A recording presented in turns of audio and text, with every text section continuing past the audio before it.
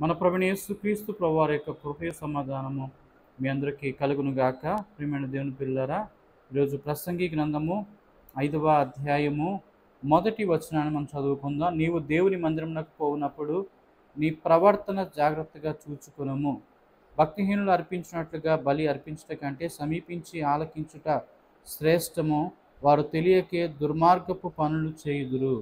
కనుక ప్రియమైనటువంటి దేవుని పిల్లారా, దేవుని మందిరమునకు పోనప్పుడు నీ ప్రవర్తన జాగ్రత్తగా చూచుకును. మనం దేవుని సన్నిధికి వెళ్ళిన తర్వాత మరి అక్కడ ఉన్నటువంటి చుట్టూ పరిసరాలను చూసో మనుషులను చూసో మన జీవితంలో భక్తి అనే విశ్వాసమును అక్కడ జరుగుతున్నటువంటి కార్యక్రమాన్ని గుర్తించకుండా ఇతర కార్యక్రమాల మీద, ఇతర మనుషుల మీద, అలాగే మనకి ఇష్టానుసారంగా మన మనస్సును ఏం చేయకూడదు, అక్కడ వినియోగించడం అనేది సరికాదు అనే సంగతి మనము సరిచూసుకోవాలి, జాగ్రత్తగా ఉండాలి.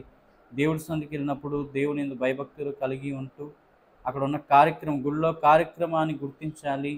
ప్రార్థన చేసేటప్పుడు ప్రార్థన చేయాలి. అలాగే పాటలు పాడేటప్పుడు పాటలు పాడాలి. దేవుని మనసారా పాటలు పాడాలి. చాలామంది కీర్తనలు పాడతారు కానీ ఏం చేయరు, మనసు పెట్టి పాడరు. కనుక ప్రార్థన చేస్తామంటే నిద్రపోతూ ఉంటారు. కొంతమంది మరి మొబైల్స్ చూసుకుంటూ ఉంటారు. మరి కొంతమంది పక్కన వాళ్ళతో మాట్లాడుతూ ఉంటారు. మరి కొంతమంది సైకిల్ చేసుకుంటూ ఉంటారు. ఇలాంటివన్నీ కూడా దేవునికి ఇష్టం లేని ఏ పని చేసినా కూడా అక్కడ మనము దేవుని సన్నిధికి వెళ్ళి దోషులం అవుతాం కానీ నిర్దోషులుగా మనం ఎంచబడం. కనుక దేవుని సన్నిధిలో బహు జాగ్రత్తగా దేవుడు మరి హెచ్చరిస్తున్నటువంటి రీతిగా మనం ఉండవలసిన వారమైన పవిత్రంగా వెళ్ళాలి.